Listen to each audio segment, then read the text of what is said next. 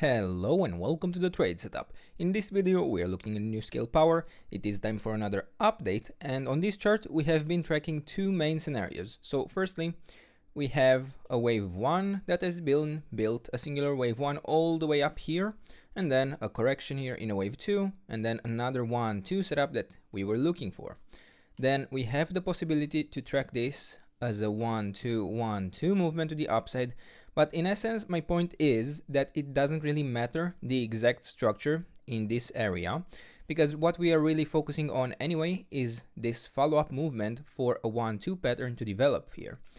Now, in the previous videos, we were focusing mostly in the correction here, in a wave 2, in which we were looking to reach the area of support between the $29.4 level all the way down to the $15.6 level. So far, that has not been achieved, and we actually even formed a new local high. But I have to say, there is no confirmation yet that we haven't actually continued this high within a B wave still, and yet we could even end up forming an expanded flat pattern where we would still end up forming another low, likely reaching the area of support for such a wave 2, unless we manage to continue here in the yellow scenario and form a larger 1, 2, 3, 4th and the 5th pattern. And even then, I wouldn't necessarily consider that this would be the beginning of the very strong third wave to the upside that we are looking forward to.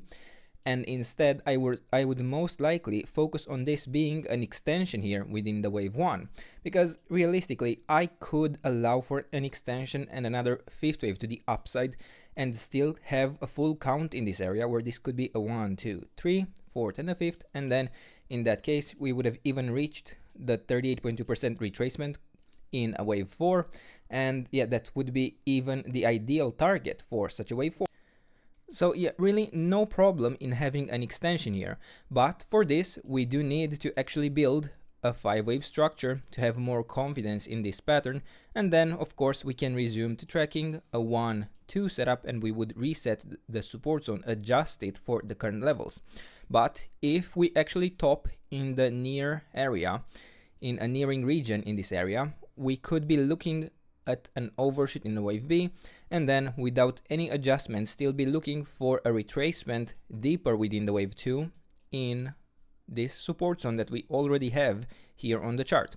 And two ways this could unfold. Well, two ways for the correction, the extension within the wave B, because I could say that, okay, this is an A, B, C pattern to the upside, in which case I do still need at least one more high in this area to have a full 5-wave structure within the wave C.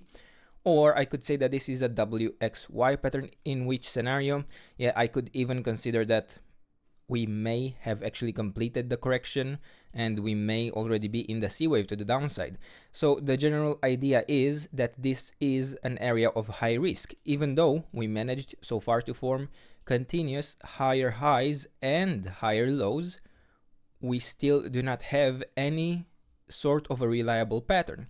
Now, even in this case, I did provide you this support zone in yellow for direct continuation to the upside, and it mostly worked out. We did push below the support zone that we had here for a wave B correction, but we didn't invalidate the scenario, the A-B setup, because we would have actually needed to break below the beginning of this wave A, and in that case, we didn't do it, and we succeeded in pushing higher.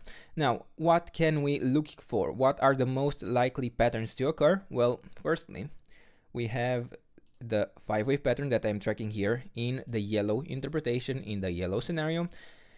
And in such a case, I would be looking and considering this a wave 1, a wave 2 down here, then an A wave up, B wave down, and here a C wave to the upside.